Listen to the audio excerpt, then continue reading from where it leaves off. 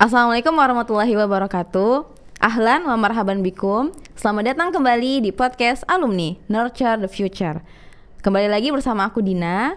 Insyaallah di episode kali ini alumni yang akan bercerita pengalamannya selama menjadi santri di Mada Al-Bukhari adalah teman kita, sahabat perjuangan kita, yaitu Fahmia Nuha Sabita. Assalamualaikum Fahmia. Waalaikumsalam. Apa kabar Mi? Alhamdulillah. Alhamdulillah ya Dina Allah. gimana kabarnya? Alhamdulillah aku juga baik. Masya Allah. Mia sekarang aktivitasnya apa nih Mi? Aku alhamdulillah sekarang kemarin baru lulus dari Masya kuliah. Allah. Sekarang jadi liburan gitu, menghabiskan Oke. waktu di Indonesia. Bersama keluarga ya? Iya dong, pastinya. Oke, di Indonesia. Berarti kamu kuliah di luar negeri nih? Iya, alhamdulillah Wah. kemarin aku keterima di kuliah di Universitas Al-Azhar. Masya Allah, di Mesir. Iya, Oke, nah boleh dong Mi ceritain gimana kamu bisa kuliah di Mesir gitu. Boleh nih diceritain apa ceritanya? Nah iya, jadi pertama kali aku ke Mesir itu gitu kan, aku terinspirasi dari salah satu saudara aku, karena beliau kan emang udah lebih dulu ke Mesirnya. Terus aku banyak diceritain gitu kan ya tentang bagaimana di sana belajar bersama masyayikh gitu kan, terus Oke. belajar tentang kitab-kitab Islam, sehingga aku merasa tertarik. Dan alhamdulillah gitu kan, saat itu aku juga sedang bersekolah di Al-Bukhari dan Masya Allah. Al-Bukhari itu memfasilitasi hal tersebut. Oke, berarti bermula dari Al-Bukhari ya Iya, Mi? betul Oke, banget. boleh nih Mi diceritain apa sih alasan kamu gitu ya, alasan kamu sekolah di Al-Bukhari itu apa? Kenapa memilih Al-Bukhari sebagai sekolah pada Ya, saat itu? karena Tempat aku- kamu belajar? Karena aku kan baru masuk ke sini SMA ya Din ya. 2015 kan, kalau kamu dari SMP nih. Iya, betul, ya betul, kan? betul. Kalau aku baru SMA. Jadi emang sebelumnya aku sekolah SMP di sekolah lain gitu. Dan emang aku pengen mencari suasana baru sebenarnya Oke. gitu, mencari suasana baru yang itu menurut aku pengen yang sesuai sama apa ya? Minat kayaknya. Ya, Oke, minat ha-ha. aku gitu kan. Dan ya akhirnya masuk ke Al-Bukhari karena pertama kali tuh disuguhin ini ada pesantren yang dia ngaji tahfiz dan dia Oke. sekolah Islam, fokusnya ke Masya situ Allah, gitu. Dan aku ha-ha. emang pas waktu itu lagi pengen belajar tentang bahasa Arab. Oke, Nah, gitu. ha-ha. Karena kita masuklah bukan masuk daftar ya, Iya, iya, daftar iya. masuk ke Al-Bukhari gitu. Oke, nah kesan pertama kamu pas jadi santri di Al-Bukhari itu apa Mi? Kesan kayaknya sebelum jadi santri nih. Oh ya, oke, boleh. Sebelum Oh, jadi kesannya juga ya Iya, sebelum, jadi ha-ha. santri kan kita ada daftar dulu tuh. Ya aku daftar di sini sama Umi gitu kan. Dan pas waktu daftar Pendaftaran, di sini tuh ha-ha. kita ketika itu makan siang Oke. disuguhin sama ikan manis. Ikan manis maksudnya? Iya, ikan manis. Ha-ha. Jadi dia semacam ikan asin tapi Oh, rasanya manis. iya, Ingat yang nggak? yang hitam itu ya. Iya, yang hitam. Ha-ha. Jadi Oke. ini Al-Bukhari itu punya. Aku pas waktu di situ kayak wah gitu kan. Ini adalah suatu makanan yang aku belum temukan di tempat mana-mana gitu kan. Oke. Biasa kan ikan rasanya asin Iya, gitu. betul. Tapi ini ikannya manis. Oke, berarti dia sejenis ikan asin tapi rasanya manis gitu Iya, ya. Oke. ha-ha. Jadi kalau teman-teman ke Al-Bukhari gitu kan ya, ada namanya suguhan ikan manis. Oke, nah itu kalau dulu biasanya pakai sayur apa? Kamu inget gak dulu Kalau aku dimakannya dulu pakai apa? pakai makan sayur asem Oke, dulunya. Mungkin kalau ha-ha. sekarang udah dibuat sama sayur yang berbeda. Iya kali betul. ya. Kalau sekarang biasanya sama sayur kangkung. Masih ada ikan manisnya. Masih ada. Jadi itu kayak legend ya, makanan legend. Dari dulu bener. Iya itu ikan manis selalu ada Iya. gitu. Jadi bervariasi lah ya ikannya, bukan hanya ikannya asin tapi manis juga gitu. Oke, nah itu kan sebelum jadi santri nih. Pas kamu jadi santri, apa kesan kamu Mi? Atau misalkan pengalaman apa sih, pengalaman berharga apa yang kamu dapatkan selama menjadi santri di Al-Bukhari? Pasti kan banyak banget nih Ya, ceritanya. pengalamannya itu ya aku bisa belajar banyak sekolah Islam karena pertama kali pas waktu habis selesai kayak daftar gitu kan, survei dan daftar itu aku dikasih tahu nih bahwasanya nanti bakal buku-buku yang bakal dipelajarin tuh apa gitu. Dan aku merasa wah kayaknya seru banget nih, apalagi belajar buku-buku terus kan fikihnya. Pas waktu itu kita pakai tazhib ya. Iya, betul. Kayak wah kayak ini meng-upgrade sekali gitu dari pengetahuan aku sebelumnya gitu. Jadi Oke, aku merasa Masya Allah. tertarik dan tertantang untuk bisa menyelesaikan kitab-kitab yang akan kita pelajari di Al-Bukhari itu sih. Oke. Kalau Terus. pernah nggak sih kamu merasa kesulitan gitu? Ada nggak kesulitan yang kamu alami selama mondok di sini? Ya kalau kesulitan mah pasti ada lah Din, semua orang. Iya, memang. Cuma aku pengen tahu aja seorang kamu gitu ya, karena kan yang aku tahu kamu Masya Allah gitu ya, luar biasa. Masya Allah. Gitu. Enggak, karena aku melihat waktu itu tuh aku kayak kamu tuh suka bangun, maksudnya siang-siang gitu kan, di saat orang-orang tidur kamu tuh ke masjid bawa kamus ngerjain sesuatu gitu loh. Kayak maksudnya kayak wah keren banget pada saat itu kan, santri gitu ya, siang-siang di saat orang lain memilih untuk tidur siang, tapi kamu malah ke masjid bawa-bawa kamu ngerjain sesuatu, dan lain-lain lah gitu. Ya, jadi itu fun fact-nya Din. Itu adalah salah satu proyek ya, proyek aku yang itu tuh nggak tahu ya, proyek SMA aku yang mungkin aku kadang suka udah lupa gitu kan ya, karena menurut aku itu nggak terlalu penting, tapi ternyata itu menjadi episode penting juga dalam hidup aku gitu. Jadi di situ proyek apa itu? Proyek kita ada proyek terjemah namanya. Jadi saat itu kan aku gabung kelas terjemah sama Ustadz Dede gitu kan. Terus ketika itu mungkin apa ya, hasilnya baik dan Ustadz Dede percaya kan hal itu, akhirnya Ustadz Dede menghubungi aku lah, bilang ke aku, Mi gitu kan, Famia ini ada proyek terjemahan, kamu mau nggak Masya Allah, bersama gitu. Ustadz ya, proyeknya bersama guru. Ada jadi Ustadz nawarin proyek tersebut dan aku ya karena udah dipercaya gimana sih nih, kita ya udahlah ambil aja gitu kan ya. Kapan lagi coba bisa bisa kerjain proyek bareng Ustadz gitu. Akhirnya ambil proyek itu, dan itulah mungkin kamu sering ngeliat aku bawa kamu gitu, karena aneh aja gitu, kok nih si Famia, maksudnya pada saat itu kan kamu santri baru juga kan, kemana-mana bawa kamus gitu ya, mungkin santri baru bawa kamus, mungkin dia mau ngafalin mufrodat kali ya gitu dan lain, tapi kok ini dia bawa kertas yang tebel banget terus ditulis-tulis, kayak lagi nerjemahin sesuatu gitu, ternyata bener ya. Iya bener, jadi lagi nerjemahin sesuatu, dan Ustadz itu ngasihnya tuh nggak langsung seabrek kitab gitu, enggak, jadi dipotokopi, di print lah ya, di print misalkan 10 halaman, 20 halaman. Jadi kayak aku udah ngerjain nih 10 halaman deh store ke Ustadz, gitu aja terus. Itu nerjemahin apa, tafsir? Iya, pas waktu itu nerjemahin tafsir. Jadi ada bahkan beberapa yang aku bawa pulang ke rumah pas waktu liburan. Jadi di liburan aku kerjain juga tuh. Masya Allah. Jadi berlanjut ya pas liburan. Dan alhamdulillah itu bukunya sekarang cetak, tapi aku nggak tahu buku apa. Maksudnya aku nggak tahu keberadaan buku itu bagaimana. Cuma Ustadz Dede ngabarin kalau bukunya udah cetak gitu. Masya Allah. Itu juga bisa jadi salah satu pengalaman berharga yang kamu ingat sampai sekarang. Nah, pada saat menerjemahkan itu, pada saat mengerjakan proyek itu, atau misalnya ketika belajar, apa sih kesulitannya, Mi? Kesulitannya adalah aku jadi lupa waktu.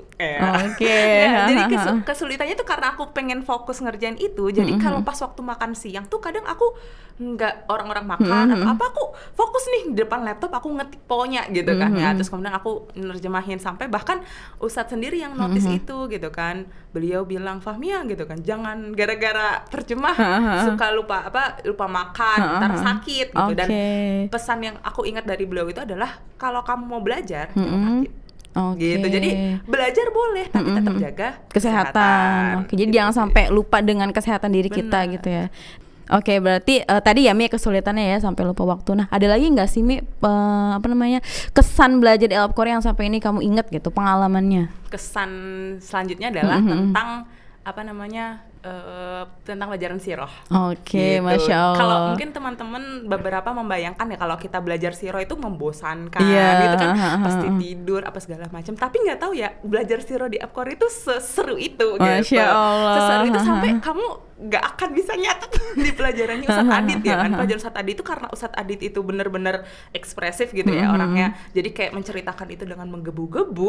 Kita tuh akhirnya mata itu tertuju ke Ustadz gitu, sehingga kan banyak yang orang lupa nulis nih. Itu aku terinspirasi dari salah satu kakak kelas juga alumni sini angkatan pertama, ada Teh Sarah gitu ya. Beliau itu bisa nyatet pas waktu Ustadz Adit ngomong gitu, dan itu yang aku beliau bisa, aku juga bisa nih gitu. Akhirnya gitu kan, akhirnya aku tulis. Jadi gimana caranya aku berusaha ketika Ustadz Adit ngomong aku tetap bisa sambil nulis gitu, sambil nulis, dan alhamdulillah akhirnya kan bukuku jadi rujukan. Iya betul. Fotokopi. Iya betul. Tapi kan itu kan berarti kamu maksudnya di sisi lain gak bisa fokus, tapi di sisi lain juga kamu bisa nyatet gitu kan. Iya betul. Masya Allah. Iya sih benar, waktu itu juga maksudnya kayak kalau misalnya mau ujian, orang tuh kan pada sibuk, catatan sirah aku nggak lengkap, minjem ke siapa ya?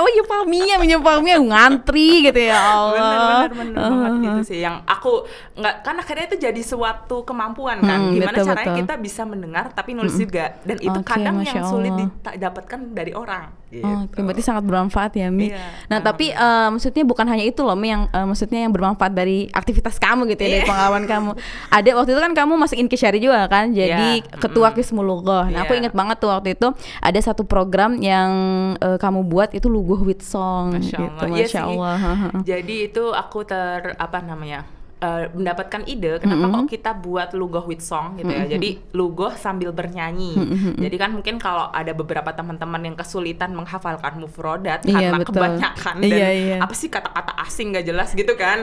Sukanya akhirnya gimana caranya kita buat pembelajaran yang menarik, yaitu dengan dibuat nyanyian gitu. Masya Allah. Dan alhamdulillah saat itu kita Kismu Lugoh punya namanya komunitas ya, komunitas lugoh yang mungkin itu bukan bagian dari Intisari, dia bukan bagian inti dari Intisari, tapi dia kayak turunan Intisari gitu kan. Komunitas lugoh. Kayak eskulnya lah ya. Ya, semacam itu. Dan kebetulan di komunitas lugoh itu ada salah satu teman kita juga nih Din, angkatan 2, namanya Tia dan Ilma. Nah, dia itu suka nyanyi gitu. Akhirnya ya udahlah ini bakat gitu kan. Ya udah harus kita manfaatkan ya pada saat itu.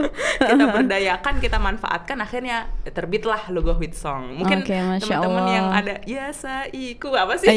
Kamu masih ingat gak lagunya? Aku ingat awalnya. Itu kalau nggak salah lagu yang Laskar Pelangi kan ya.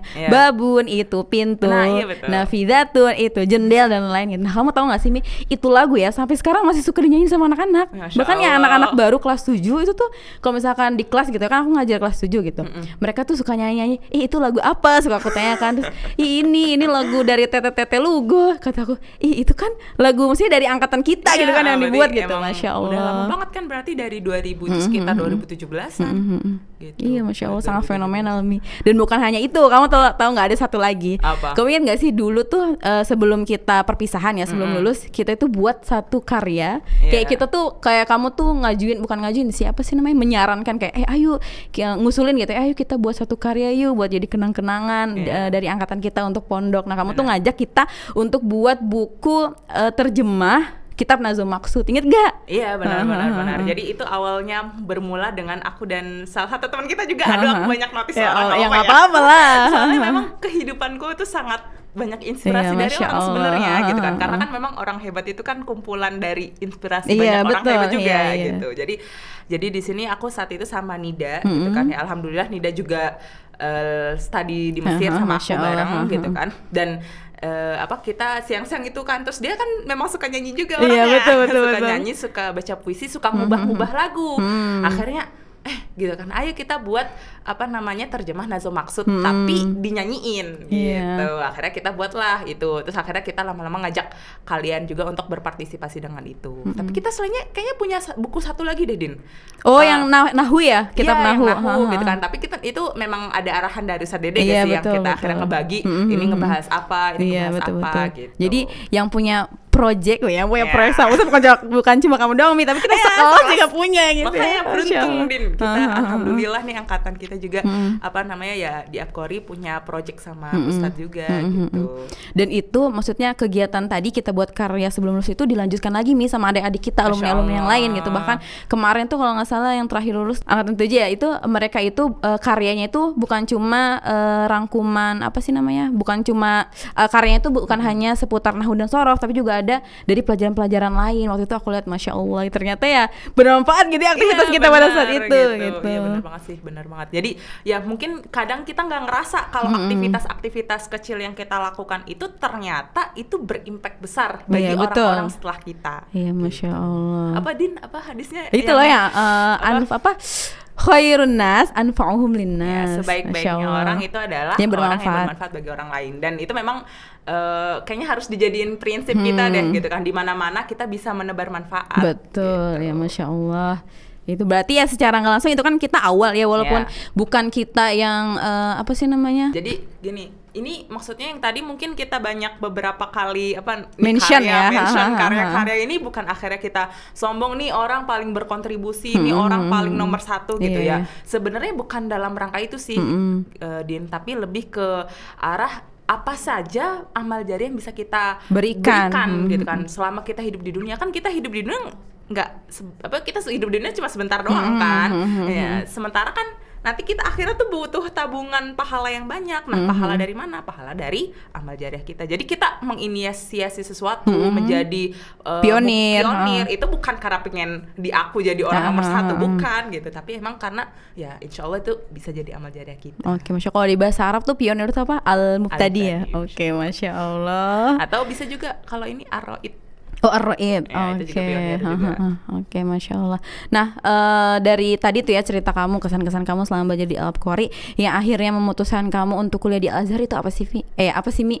Ya, jadi hal yang memutuskan aku untuk akhirnya berangkat ke Mesir itu, ya tadi yang aku bilang kan, aku terinspirasi dari saudara aku, terus kemudian Al-Qori memfasilitasi itu, dan ketika itu kan ditanya gitu kan, siapa aja nih yang mau ke Mesir gitu, dan beberapa orang ada tuh yang yang apa, unjuk tangan Iya, gitu betul, ya, betul. apa namanya, Termasuk aku juga pada saat termasuk itu. kamu juga Iya, kan, iya. termasuk kamu juga, dan akhirnya Al-Qori itu memfasilitasi dengan cara memberikan kita kelas gitu. Oke, ada kelas-kelas ya. Iya, ada kelas khusus yang emang itu belajar untuk fokus gimana keterima di Mesir gitu. Oke, nah pada saat itu kan pertama kali Iya, kali itu Ustadz pertama itu kali juga. ngadain kelas untuk kita kayak apa sih namanya, pemantapan, Iya, apa sih namanya, ya kayak gitu-gitu pemantapan. lah ya, kayak les gitu-gitu untuk orang-orang yang mau ke Mesir. Nah pada situ kan namanya baru pertama, pasti kan banyak banget trial and errornya gitu kan. Iya. Kayak Ustadz tuh hari ini soalnya ini, besok ganti lagi gitu-gitu kan. Iya, Nah kamu benar, ingat benar. gak sih pada saat itu pengalaman apa yang paling kamu ingat pas kita belajar itu?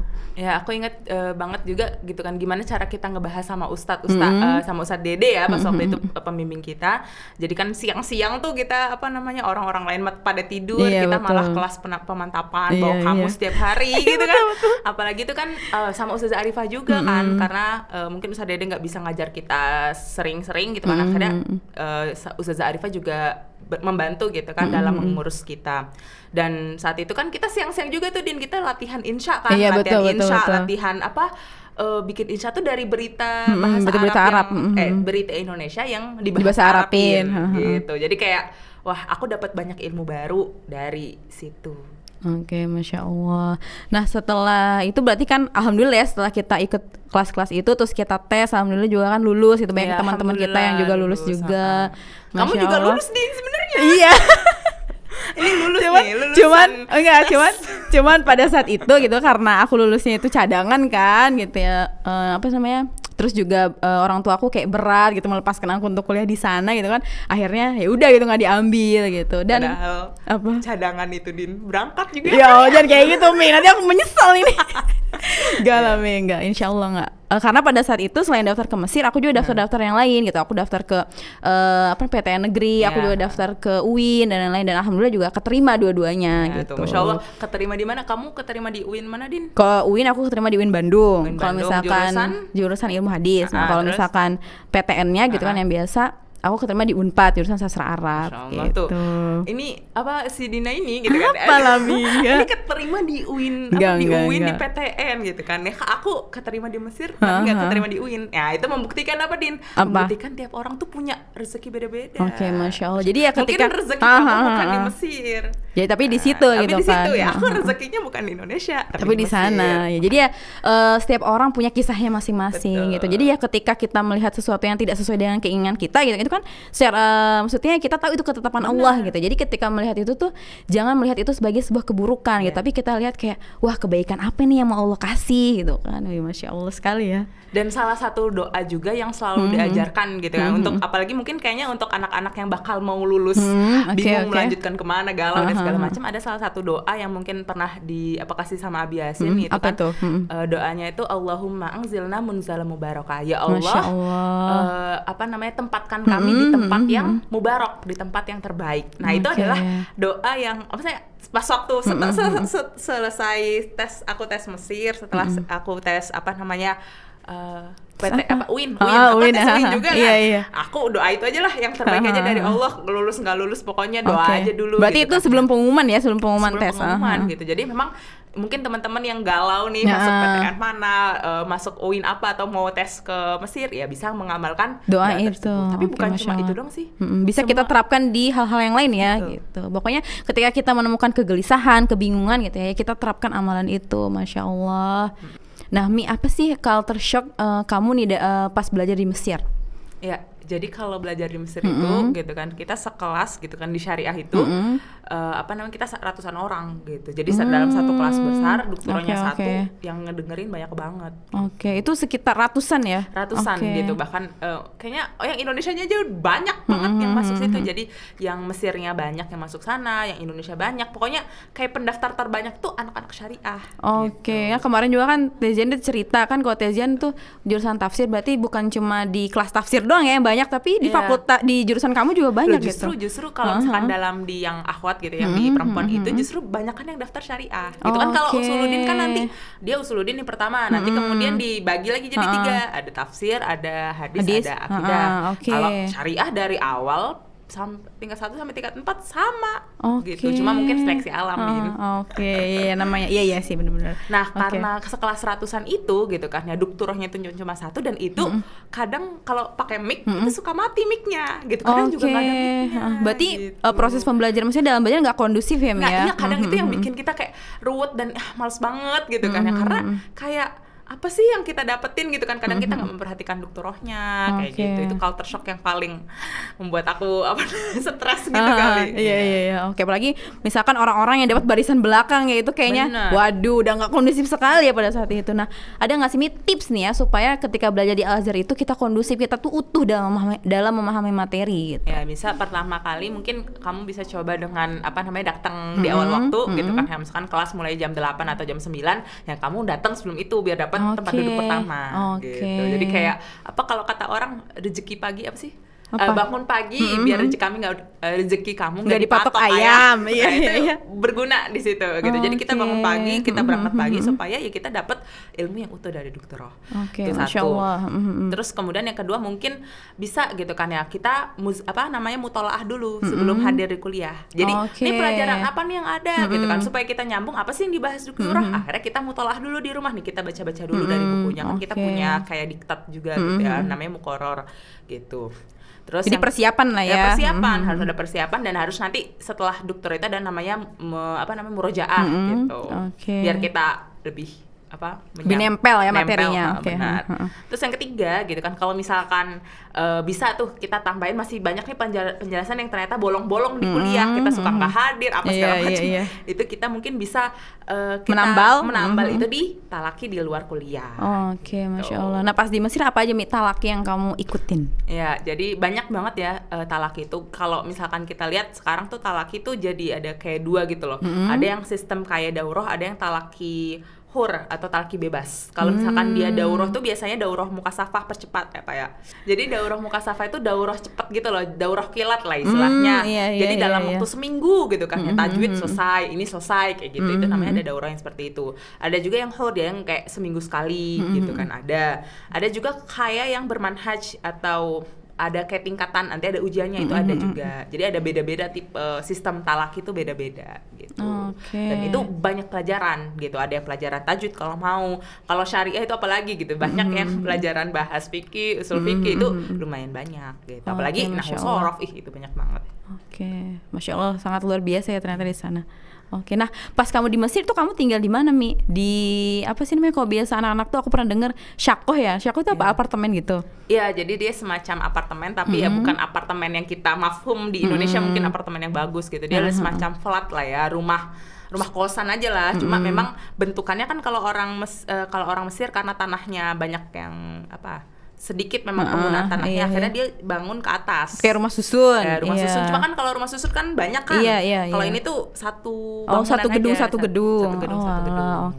Nah itu mahasiswa itu kebanyakan yang tinggal di Syakoh itu, atau misalkan ada tinggal di yang lain juga gitu? Iya, jadi mahasiswa itu ada yang banyak tinggal di situ, ada yang tinggal beberapa di asrama. Gitu. Asrama apa itu? Ada asrama buus, yang dia memang asrama gratis khusus untuk wafidin yang dia tuh penerima beasiswa. Wafidin itu orang asing berarti? Ya, wafidin itu orang asing, maksudnya pendatang nih kayak kita gitu kan, itu namanya wafidin. Di Al-Azhar berarti ada beasiswa juga ya? Iya, Al-Azhar itu ada beasiswa juga gitu kan. Itu bisa yang tinggal di bus itu dia mungkin beasiswa dari Indonesia, misalkan kayak yang dulu kita ada beasiswa 20 Kemenak itu loh, Din. Yang di Kemenak itu? Itu beasiswa dari Indonesia? Iya, ada yang kuota 20 orang yang dari Kemenak itu, dia nanti kalau ini ambil bisa di BUUS tinggalnya. Berarti kalau misalkan dia nih tes Al-Azhar gitu kan, dapat beasiswa yang Kemenak itu, berarti dia pas di Mesir tinggal di BUUS itu. Dia tinggal di BUUS, tinggal di asrama gratis lah istilahnya gitu. Tapi selain bukan cuma apa ya, yang 20 orang kemenak doang yang bisa tinggal di sana. Ternyata kita juga bisa loh ngajuin beasiswa juga di ke BUUS itu. Oh, gitu. jadi bukan hanya orang-orang yang pas daftar dapat beasiswa ya, tapi yang udah daftar yang nggak dapat beasiswa, yang ke jalur reguler juga bisa daftar beasiswa itu. Bisa gitu kan. Tergantung nilai. Kalau BUUS tuh bener-bener ngeliat nilai. Jadi nilai itu mumtaz, jajidan, jahit. Itu bisa diterima. Itu bisa. Ya tergantung untung-untungan lah sebenarnya. Iya sih memang. Dan alhamdulillah nih gitu kan, beberapa alumni di Apkori seperti aku, ada beberapa 2 teman gitu kan ya, Nida dan Mutia gitu, itu juga mereka mendapatkan beasiswa juga. Oke, Masya Allah. Itu benefitnya apa aja nih beasiswa itu? Jadi kan kalau kita nggak tinggal di BUUS, jadi kita nggak tinggal di asramanya, tapi kita dapat uangnya. Jadi bisa nggak tinggal di asramanya? Bisa. Jadi ada namanya beasiswa dakhili sama khoriji. Kalau dakhili itu dia di dalam tinggal di asrama. Kalau khoriji itu dia tinggal di luar. Gitu. Itu dapat uang saku kayak gitu. Dapat uang saku. Selain uang saku apa lagi? Selain uang saku, dia sebenarnya dapat biaya kuliah itu gratis gitu. Biaya kuliah. Maksudnya, berarti di Al-Azhar SPP, bayar? Iya, kita nyebutnya rusum gitu, semacam itulah. Setahu aku tuh kalau di Al-Azhar tuh kan gratis, jadi nggak ada biaya gitu. Oh ternyata ada ya? Ada biayanya, Kalau yang gratis tuh biasanya di Ma'had, yang SMP SMA itu dia gratis. Kalau yang kuliah dia bayar, cuma mungkin biayanya lebih rendah kali ya kalau dibandingin kuliah di Indo. Iya betul. Sampai berapa? Ya paling murah tuh 500 ribuan lah gitu. 500 ribu. UKT itu SPP itu per bulan atau per 6 bulan sama tahun. aja? Oh per tahun. Iya, kita nggak bayar kayak kalau kayaknya di Indonesia per 6 bulan. Iya, bayar UKT. Kalau kita tuh namanya UKT gitu kan. Kalau kita rusum. Oke, itu bayarnya tuh setiap 6 bulan sekali gitu, pergantian semester lah. Oh, kalau di sana setiap setahun sekali. Terus juga ada kayak misalkan uang beli kitab itu kadang yang beasiswa itu juga gratis. Terus juga termasuk tiket PP bolak-balik. Kalau liburan itu kadang BUUS itu bisa dapat gratis juga. Berarti Masya Allah ya Mia, maksudnya santri-santri Apkori itu bisa dapat beasiswa itu juga ya? Alhamdulillah gitu kan ya, maksudnya beberapa ada yang keterima di beasiswa itu kan. Berarti kan menunjukkan ya mungkin lulusan Apkori ini juga bagus gitu lah, gak bisa kita pandang sebelah mata. Oke, Masya Allah. Gitu. Nah dari pengalaman yang kamu dapat, dari setiap experience-nya gitu kan, apa sih Mi pelajaran yang di Apkori yang jadi modal kamu gitu ya, yang membantu kamu selama belajar di Al-Azhar, ada nggak? Ada banyak sih kalau di Apkori, apalagi kan di sini Apkori itu dia pas waktu kita itu namanya MA Tunas Ulama gitu ya, jadi betul. emang punya kurikulum sendiri yang kita ambil keagamaan, jurusan keagamaan yang mungkin kalau SMA lain tuh kan kayak jarang kan jurusan keagamaan. Paling baik IPA IPS gitu ya. Kalau kita ada jurusan keagamaan. Dan di situ kan kita akhirnya belajar banyak tentang usul fikih, tentang tafsir hadis, dan itu semua jadi batu pijakan aku ketika aku belajar di Mesir. Jadi kan kalau kita pengen kalau kita pengen belajar sama orang baru nih, pakai bahasa baru, bahasa Arab, kita kan harus ngerti gambarannya itu apa sih sebenarnya dalam bahasa kita kan. Nah, itu Apkori itu menyediakan hal itu gitu dengan berbahasa Indonesia. Jadi ketika pas waktu nih disebut hadis ini gitu kan, di Apkori pernah belajar. Jadi langsung terkonek gitu ya. Gitu. Alhamdulillah pas waktu di Apkori itu pernah belajar. Jadi ya bersyukur banget gitu sekolah di Apkori, karena ya bisa memfasilitasi dalam hal-hal sakofah Islamiyah. Oke, Masya Allah. Nah, pelajaran berharga nih yang kamu dapatkan di Apkori selain itu tadi ada lagi nggak sih, Mi? Ya, jadi kita di Apkori itu belajar tentang banyak hal gitu ya, pelajaran kehidupan, mungkin dari prinsip-prinsip atau mungkin bisa dari nasihat-nasihat Abi yang kadang suka suka nasihatin kita lah. Banyak nasihat-nasihat yang mungkin bisa diambil, banyak juga doa-doa, amalan yang bisa diamalkan oleh kita. Dan bahkan ada salah satu temanku yang dia notice kok anak Apkori kayaknya doanya bagus-bagus, pikirannya bagus-bagus gitu. Gara-gara dia ngelihat pas waktu itu, jadi serumah kan kita anak Apkori nih sekarang gitu kan. Terus dia ngelihat kita lagi sholat berjamaah, terus baca zikiran bareng gitu. Itu pas kamu di Mesir ya? Pas waktu di Mesir. Jadi kan aku sekarang lagi sama anak-anak, maksudnya sama anak-anak. Jadi aku kakak pembimbing anak-anak Apkori yang kemarin baru ke Mesir gitu. Terus kemudian kita ada zikiran bareng, dan itu zikiran dari Apkori. Dan dia tuh notice kok ini bagus banget nih zikirnya, dan akhirnya terinspirasi untuk beli buku zikir juga. Oke, Masya Allah. Kamu tau gak sih Mi, zikir-zikir yang sering kita baca itu ada di buku Majmu'ah Mubarakah yang jadi merchandise Apkori gitu. Jadi buat teman-teman nih yang mau zikirnya itu lebih bermakna gitu ya, ketika ba'da sholat itu kita baca zikir, doa-doa dan lain, nah bisa nih teman-teman dapatkan gitu ya zikir-zikirannya itu di buku Majmu'ah Mubarakah gitu, di Al-Apkori, bisa dipesan di Al-Apkori gitu. Masya Allah. Gitu sih. Berarti banyak sekali ya Mia yang Mia Banyak dapatkan sekali. di Al-Qori. Bersyukur nggak Mi? Jadi santri sini? Bersyukur banget gitu kan, apalagi dipertemukan dengan guru-guru yang insya Allah keren-keren dan mumpuni banget gitu, dipertemukan dengan teman-teman solihah ya. Masya Allah, amin Yang amin itu ya rabbal mungkin alamin. apa ya, kita nggak dapat rezeki uang tapi kita dapat rezeki itu berupa hal tersebut, yang itu memang harus kita syukuri Iya di situ. betul. Bahkan ya itu rezeki yang sangat luar biasa gitu kan, karena ya Dipertemukan dengan orang-orang solih. Masya Allah. Bahkan aku tuh inget banget kalau misalkan lagi belajar gitu ya, bukan wasiat sih kata-katanya Ustadz Dede waktu itu kan. Apa? Kata Ustadz tuh kalau kita dalam belajar gitu kita merasa terpaksa dan lain, ya itu wajar aja, manusiawi, kita alami gitu. Jadi sesuatu yang awalnya itu terpaksa, ketika kita jalanin tuh nanti lama-lama akan menjadi terbiasa. Nanti kalau udah terbiasa itu akan terasa gitu. Masya Itu kayak Allah. Masya Allah, dan bener gitu ya, terbukti gitu.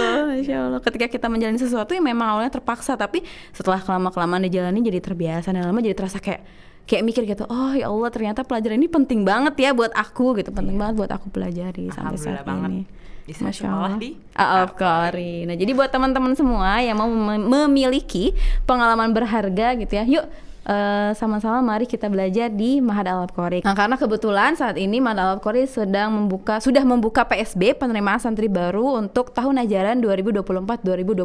Jadi ayo segera daftarkan adik-adik kita gitu ya, saudara-saudara kita untuk bersekolah di Ma'had Al-Qori. daftarkan. Segera daftarkan gitu ya. Oke, Masya Allah. Nah Mia, makasih banget nih Mia mau sharing gitu ya tentang pengalamannya selama menjadi santri ataupun setelah lulus gitu menjadi alumni di Ma'had Al-Qori. Makasih Gitu. juga nih podcast alumni ya yang telah Oke. akhirnya mempertemukan kita, Oh, ya. jadinya banyak sharing-sharing sama Oke. teman-teman semuanya. Setelah sekian lama ya kita Setelah tidak sekian bertemu. lama. Dan Oke. mungkin ini bisa juga buat adik-adik yang mungkin gak kenal kita nih gitu kan, akhirnya iya. oh dulu kakak-kakak kita punya cerita yang seperti ini. Oke, Masya Allah. Nah teman-teman bisa saksikan nanti cerita-cerita selanjutnya di podcast alumni episode berikutnya. Aku Dina, Aku Fahmia. kami berdua pamit. Assalamualaikum warahmatullahi wabarakatuh. Ilaliko. Ma'assalamah, dadah.